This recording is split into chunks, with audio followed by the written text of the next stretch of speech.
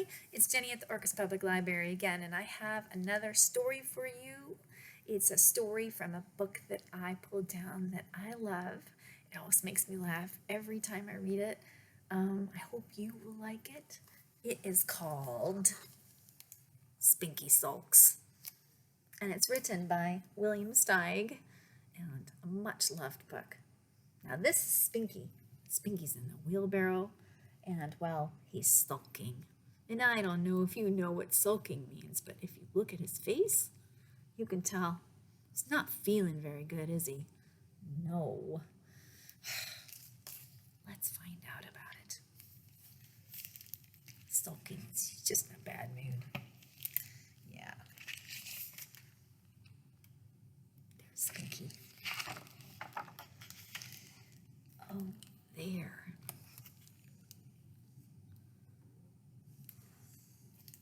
And we should thank Michael de Capua Books for letting us read this book virtually.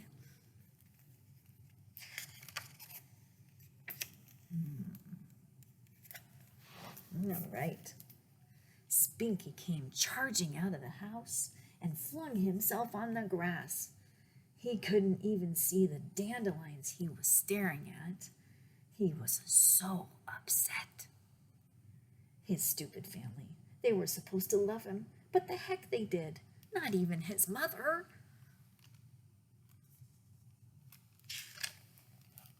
No, he's just in a bad mood. In a while, his sister Wilhelmina came out and said, "I'm sorry I called you Stinky. Spinky?" Spinky didn't answer. "Spinkalink?" she said. "I apologize." And Spinky didn't answer. So she went back inside. "Now she apologizes," he muttered. A little later, Spinky's brother Hitch appeared and touched him with a finger. Spinky shook it off. "You were positively right," Hitch said. "I looked it up. Philadelphia is the capital of Belgium." Spink turned his back. His brother's slimy voice was more than he could bear. "Spinks, it's lunchtime," said Hitch. "Mama wants you in the house."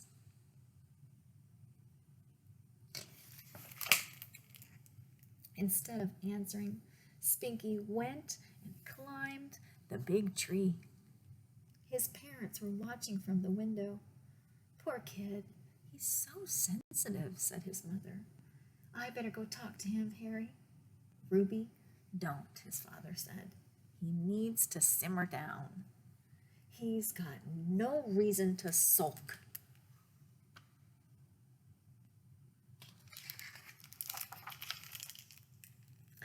When it started getting dark, Spinky's mother came outside, and she kissed him over and over and told him she loved him with all her heart, even since the minute he was born, and even before that.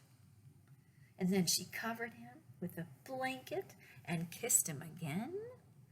And it was no fake kiss, but Spinky lay there like stone. He wasn't interested in kisses that came too late. The next morning, when Spinky's father left for work, Spinky was nowhere in sight. Can you see him? He's right there. We saw him. 2 seconds later, he was in back of the house kicking a kerosene can. "Some father," he snorted. And at noon, Spinky's mother brought him a tray. Spinky didn't even look at her. All of a sudden, they're being nice, he thought. And then she came back. The tomato soup and the asparagus were still there, but the crullers and the grapes were gone. Must have liked those. Hitch and Wilhelmina kept finding Spinky in different places. They'd try to pry a word out of him, or they just pass him by.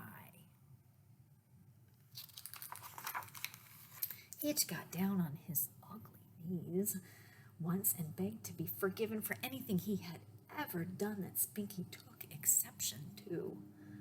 This only made Spinky loathe him all the more.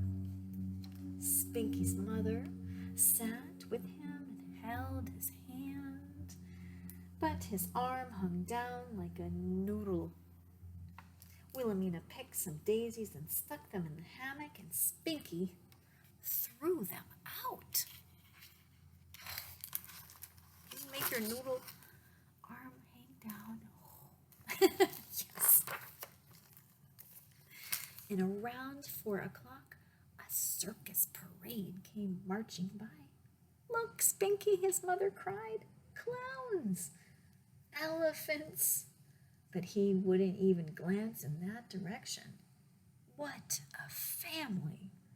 First they ruined his life, and then they expected him to watch a parade. Would you? Spinky's best buddy, Smudge and Iggy, came to visit. Smudge crawled into the hammock and whispered goofy things in Spinky's ear. Spinky kicked him out. Smudge and Iggy tried swinging him. Spinky usually liked that, but not now. He wrapped himself up in his hammock and he disappeared, so his friends took off. And that evening, Spinky's father gave him a long lecture. He said even though Spinky was wrong to sulk like a baby, everyone still loved him anyway. In fact, maybe he didn't realize, but he was one of the most popular of the 3 children. Spinky had to cover his ears to avoid listening to this malarkey. No one seemed to understand that he was a person with his own private thoughts and feelings, which they couldn't begin to appreciate. The world was against him, so he was against the world, and that included all living things, except, of course, the animals. Spinky's family was worried. They couldn't stand to see him feeling so wretched.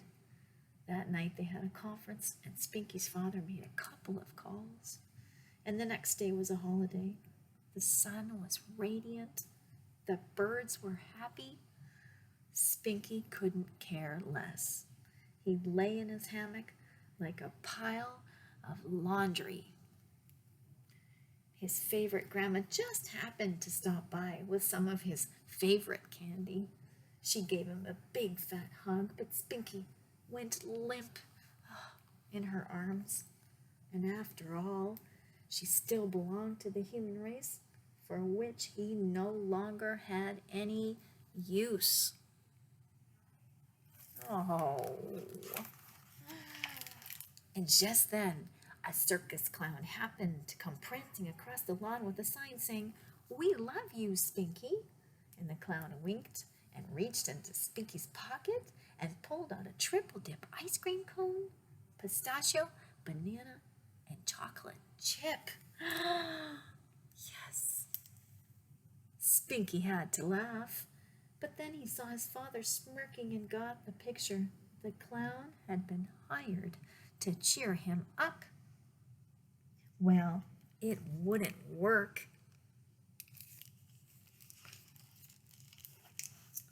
All day long, everyone was as sweet and considerate as they could possibly be. And when it started to rain, Spinky's mother covered him with a tarpaulin, and his father set up a beach umbrella. Hitch and Wilhelmina served him cake and sandwiches, and still Spinky couldn't give in, though he was beginning to consider it. And maybe these people didn't know how to behave, but at least they were trying. Was it their fault they couldn't do better?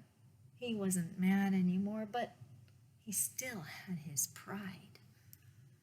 After all his suffering, how could he just turn around and act lovey-dovey? That wasn't his way. Spinky lay awake, wondering how to give in and to still keep his self-respect. He decided he would take them by surprise, and before dawn, he stole into the house and tiptoed around, very busy with secret business. In the morning, the whole family drifted down to the dining room in a dreary mood. Laid out before them was a splendiferous feast, and there stood a garish clown, inviting them to join him. And of course they knew who it was. They laughed so hard it was a long time before they could stop.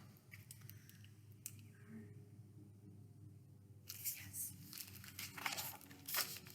And after that, Spinky's family was much more careful about his feelings. Too bad they couldn't keep it up forever. I hope you like that one. Sometimes you get in a mood that you're just a little sulky, and well, that's okay.